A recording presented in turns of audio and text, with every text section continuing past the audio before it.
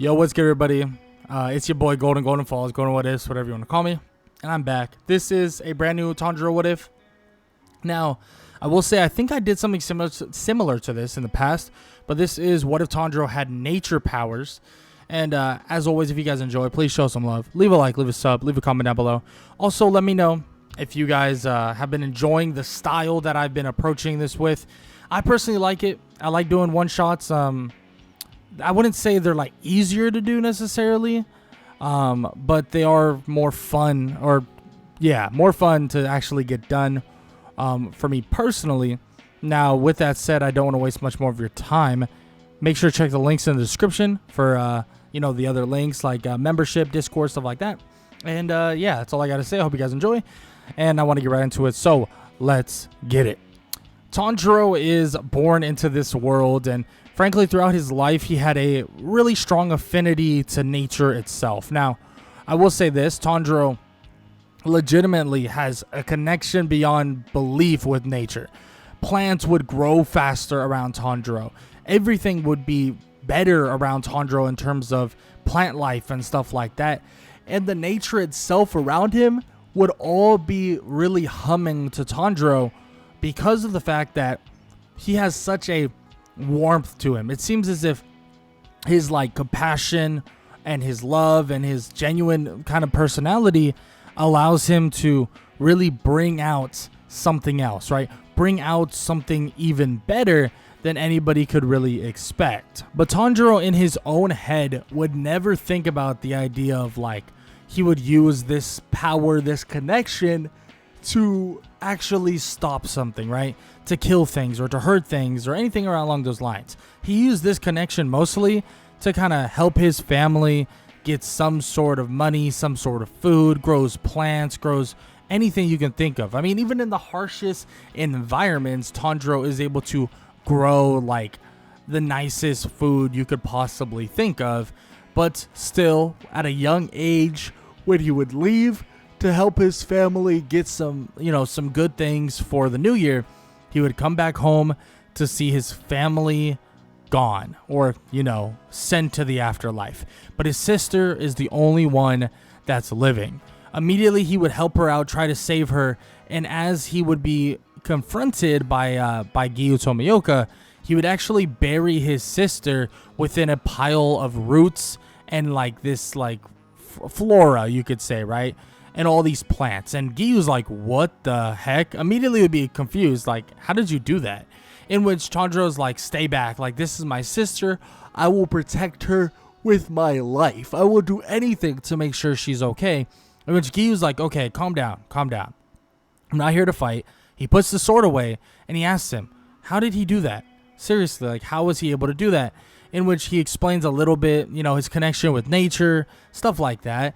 But Giyu would also tell Tanjiro, look, your sister, she's a demon. She's a creature that has been created by something else now. And she will want to feed off of humans. And as he's telling him this, Tanjiro's like, no, it's not true. And he would release Nezuko from the branches and the roots and all that stuff and the plants. And as basically he does, immediately she's calm. She's a lot more calm, a lot less freaking out. She's not angry, nothing. She's just relaxed. She's not trying to attack you, not trying to do any of that.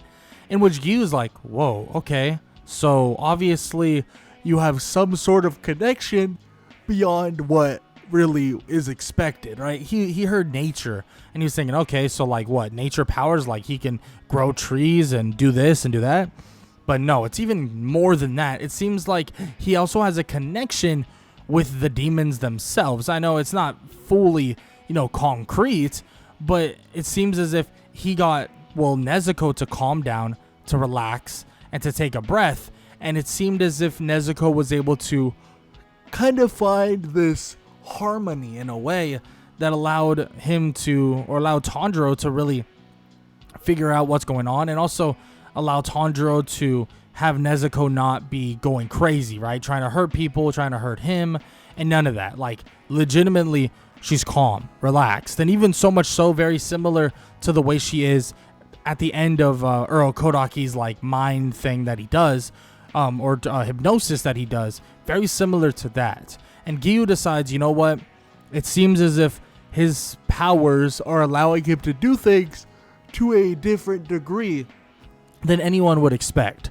So he allows Tanjiro and Nezuko to go off to Urokodaki, and when they face off with the Temple Demon, well, Tanjiro's able to handle this pretty easily, and even so much so that he's able to bring harmony for this demon to the point where the demon actually is in anger, not trying to attack, and even like admits to Tanjiro that he's fearful of him being able to live, fearful of this, fearful of that, and he tells him to just go back, take a breath, relax, and go hide away once again, and they'll be back. They will be back, and they'll speak to him about different ways to actually, feast, but without actually hurting humans.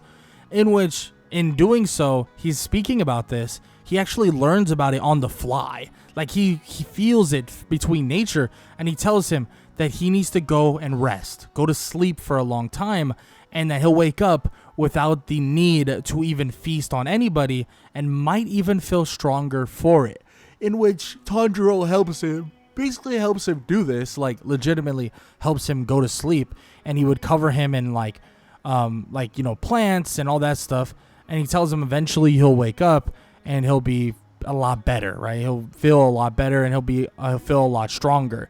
And he would do this for the Temple Demon, and he wouldn't see the Temple Demon for a while, if not ever, but he does know that this allows a demon to kind of separate himself, it seems, from Muzan to an extent.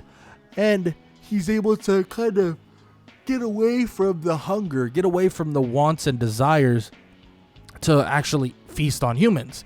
Now, obviously, this would lead to him, or Tanjiro, training with Urokodaki, going through the same training, and really going through the same success. Now, Tanjiro also, though, would have the powers of nature, and it would help him kind of have better stamina, better strength, and all the above. So he would be slightly stronger, but he would be just as trained, leading us to the final selection, where an entire forest would be like a playground for Tanjiro. Being able to control the trees, the ground, the plant life, and all the above would basically allow for Tanjiro to absolutely control the entire battlefield, like so easily that the hand demon and all these other demons wouldn't stand a chance. They would get rooted into the ground, and Tanjiro would easily be defeated. And honestly, this entire final selection goes pretty smoothly, all the way up until he gets his, Nichirin ore and stuff like that, and then head back to Urokodaki. As he would get back to Urokodaki, they would kind of formulate some sort of plan, talk about what he should be doing. And Urokodaki does bring up the fact that there's definitely a chance where his plans, his nature abilities, might be able to heal Nezuko herself. And it seems as if maybe if he kind of has Nezuko be absorbed within nature for a while, months on end, I mean, it might just cure her. But obviously he should take other arrangements as well, just in case, to figure out certain ways to do things. But he decides, you know what, I'm gonna do that. So that's what he ends up doing, allowing nature to hopefully heal Nezuko and hopefully change what she is. Now, as this is all happening, he goes on missions himself, going on missions like the one where he faces off with the Swamp Demon. And when he would face off with the Swamp Demon, it would be a little bit more difficult just because he has no Nezuko, but he still is pretty damn capable, and once he finds some sort of an opening, he's able to actually take down the demon. Now, in terms of the portals and stuff like that, especially leading into the swampy water, he's able to actually control some of that because it all is interacting with nature itself, giving him the opening that he needs to actually defeat the swamp demon very swiftly. Now, after that is all said and done, he would head off to the city that never sleeps, and he would have his first encounter with Muzan. Now, his first encounter with Muzan would go roughly the same. He would question himself on the idea of should he reveal some of his powers? Should he try to do something? Should he try to root him into the ground or something along those lines? But he decides, you know what, I'm not going to do that. And he tries to kind of not go crazy in terms of conflict. Even so much so that Muzan doesn't even really recognize Tanjiro, and he doesn't notice him. Actually, when he interrupts Muzan initially, he would say, oh, I'm sorry, I thought you were someone else, my apologies. And as he says this, he would leave, and Muzan wouldn't even get a actual tinkling of what Yorichi was. And the reason for this is kind of like this aura of harmony that is giving off, or that basically gives off from Tanjiro.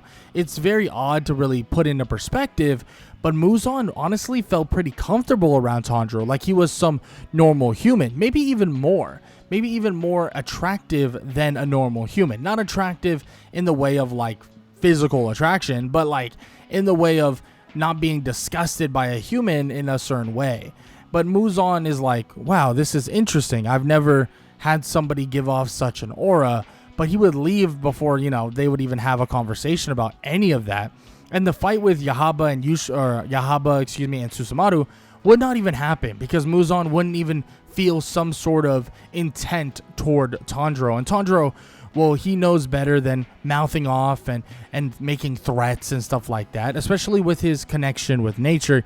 It kind of avoids him from doing so. Now, with that said, he does have a full and very long conversation with Lady Tamayao and Yushiro, telling them about Nezuko, about their findings. And Lady Tamayao would say, well, it seems like your connection with nature connects you to demons beyond anyone's imagination. And it seems like your connection with nature could solve so many issues, so many problems that the demons and even ourselves have. And she would bring up the fact that she would love to, take like some sort of like blood from him or something along those lines to try to learn from it, try to figure things out. And Tanjiro eventually decides to let her, because nature itself, like the nature that's around outside, is basically telling him that she's telling the truth, in which she's like, you shouldn't just trust people so easily. And he says, well, I don't. Like, I trust people via nature itself, and they tell me if they are lying. They can show me the true colors of somebody if I need to see those true colors. And that's exactly what Tanjiro is able to see with Lady Tamayao and Yushiro, in which, hearing this, they're like, whoa, really? Like, that's insane. Like, that's awesome. Like, being able to immediately recognize if someone is lying or not, or kind of, being untruthful, is something that many people would love to have. Now, with that said, they have been kind of building up here and working hard to like figure out different ways to cure his sister, even if his sister can't be cured, via the nature powers he has. They decide that they need the blood of the 12 Kizuki, and this would lead him to obviously meeting Zenitsu and going within the mansion to fight against Kyogai. But being that they're around so much nature and around an entire forest, Tanjiro's power is even stronger than normal, at least right now. And he would even use nature that's all around to kind of wall off and cut off so much of this mansion, to the point where Kyogai's whole like blood demon art, or his whole like advantage, is nothing. Like, there is no advantage here, and he immediately is like on the back foot and would be in a really bad spot trying to deal with Tanjiro's water breathing that he obviously mixes in with some sort of like nature breathing style that he has now come up with himself, leading to obviously the defeat of Kyogai, but in a way that he wasn't expecting. Tanjiro's abilities are like blood demon arts. Like, he's thinking Tanjiro must be a demon. He even tells him, he's like, why would you fight me? I'm like you. Like, why would you be going against me? But immediately, obviously Tanjiro's like, no, I'm not like you. I'm not a demon. I'm not that at all. Like, I'm actually a human. And Kyogai's at a loss for words, wondering how the hell is he this strong, and how is he able to utilize these powers when legitimately he's just a regular human. But on top of this, Tanjiro actually can feel the presence of Nezuko, or of Zenitsu, as well, feeling that Zenitsu is like really really showing off his powers. And he realizes that his connection to nature could even strive further towards someone like Nezuko or someone like Zenitsu, excuse me, and have his connection with lightning or thunder be even greater, which is something that he hasn't thought about at all, but now he's kind of understanding. And this would be even more confirmed when he meets with Inosuke, who is essentially utilizing a breathing style based off of beasts themselves, like like animals and stuff like that. So he realizes like, oh, well, this might work even beyond what I was expecting. And Tanjiro now knows that both of them could be even more powerful via Tanjiro himself. And yes, you have the whole Inosuke fighting Tanjiro, whatever, blah, blah, blah. But he eventually realizes like Tanjiro's abilities to actually help them are something that he really needs to keep around. And Tanjiro helps them as much as possible, even leading them after a bit of a rest to Mount Natagumo, where Mount Natagumo goes a lot smoother than normal. I mean, he's able to shut down all of the strings that are attached to the demon slayers very easily. And we're talking the mother spider demon stands literally zero chance because she has no mother spider demon doll or no demon doll.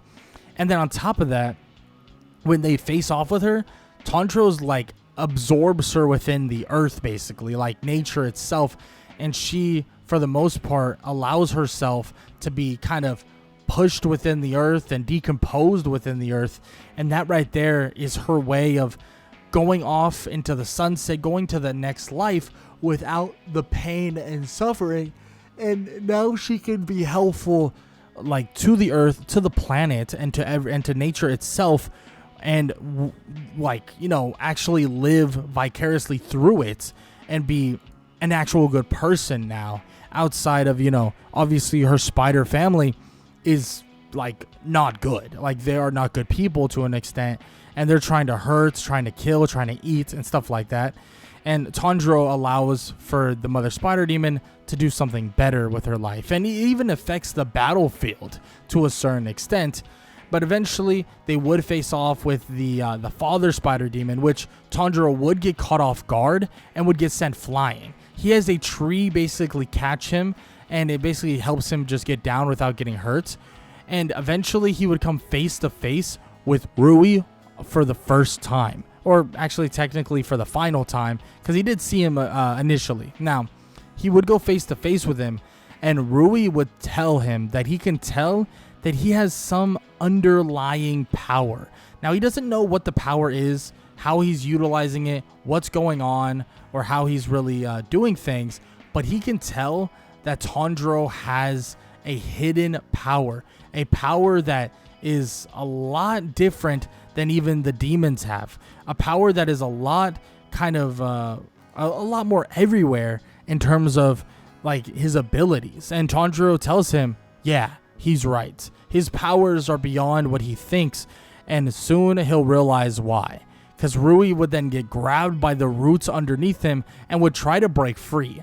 And then as this is happening, he's unable to move. Legitimately, he's root binded via this pseudo first form known as root bind that has been created. And it would basically erupt out of the ground, snaring the demon, and it would restrict him entirely. Tanjiro would immediately go in for the final blow, as he's basically making it so that he's unable to move and unable to react. And before you know it, he would have the neck of Rui sliced off on a silver platter. And this would shock everybody, especially when Giyu and Shinobu would eventually arrive, talking about how this is crazy, like they can't believe this and blah blah blah. And they had no idea that this was even possible.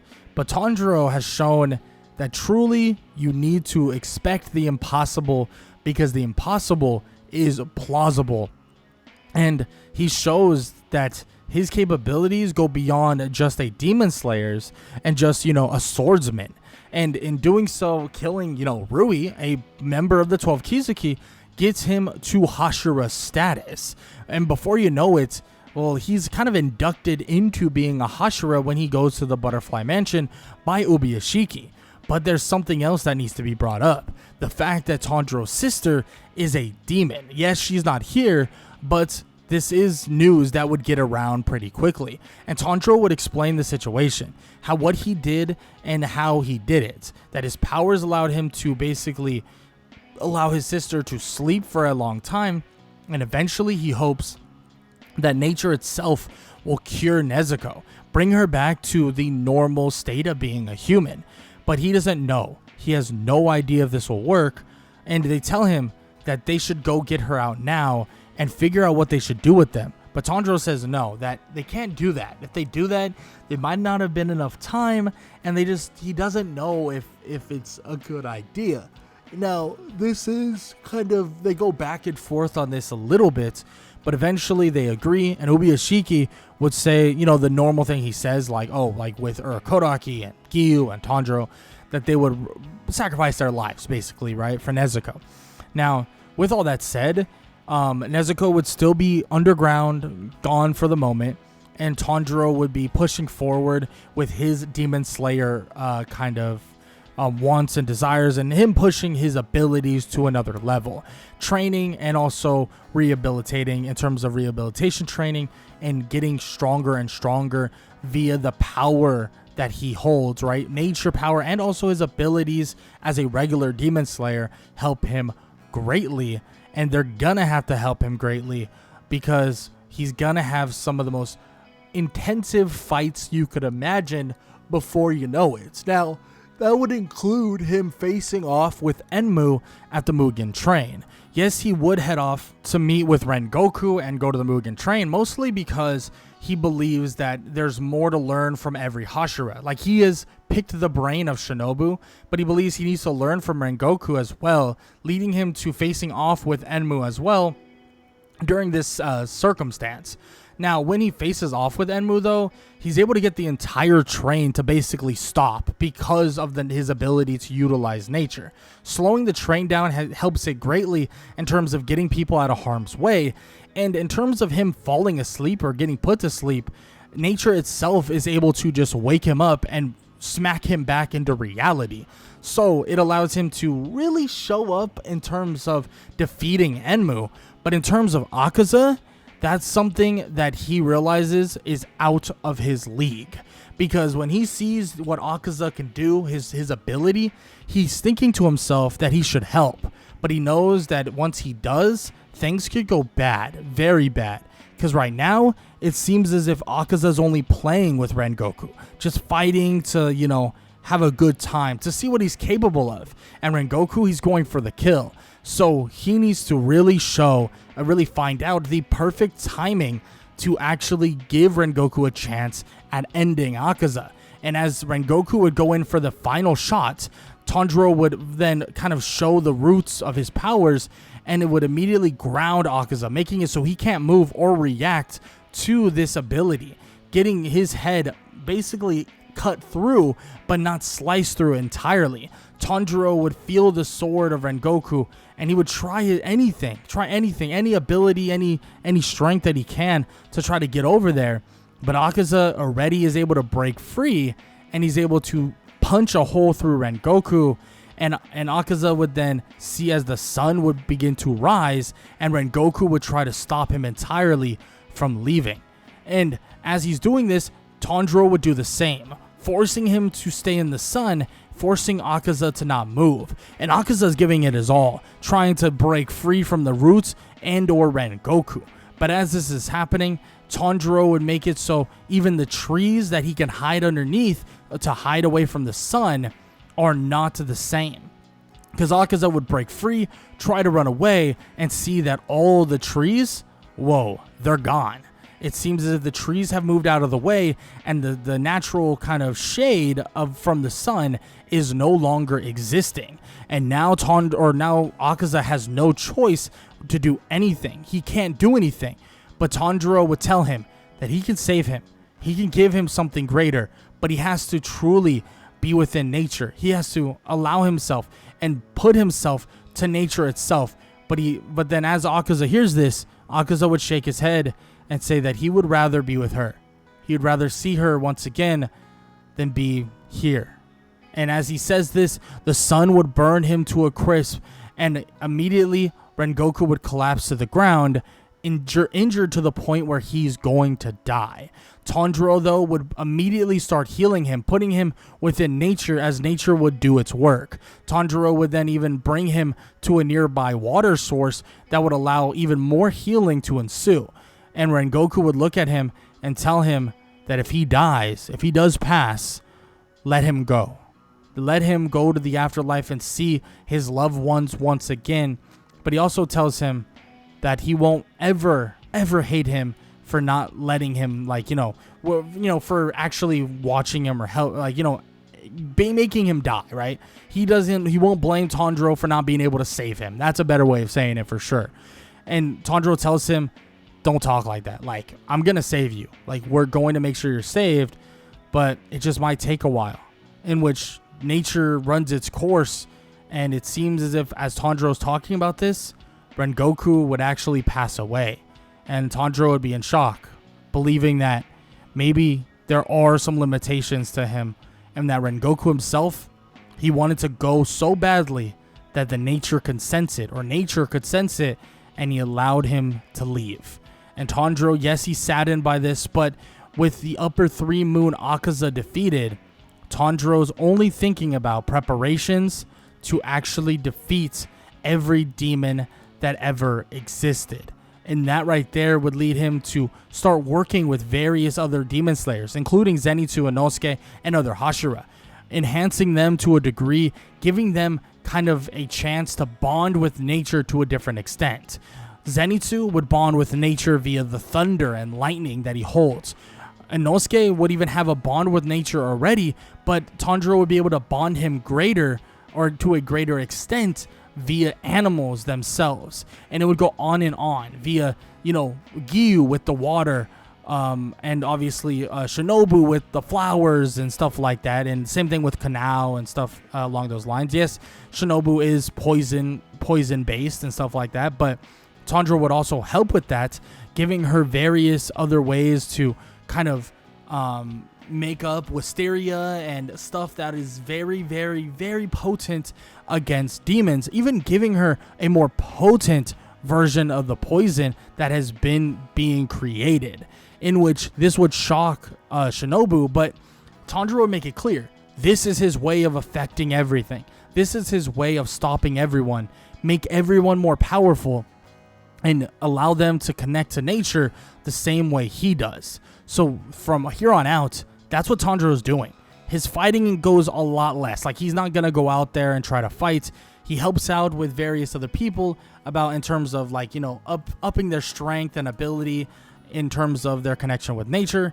And this would lead him to actually not being kind of involved in the entertainment district and also the Swordsmith's Village arc. Now, these two fights are still handled because of Tanjiro's kind of ability, to actually make people a lot stronger, including Zenitsu, Inosuke, even Mitsuri and Muchiro, who Muchiro definitely doesn't really want to do anything there, but still is good, right?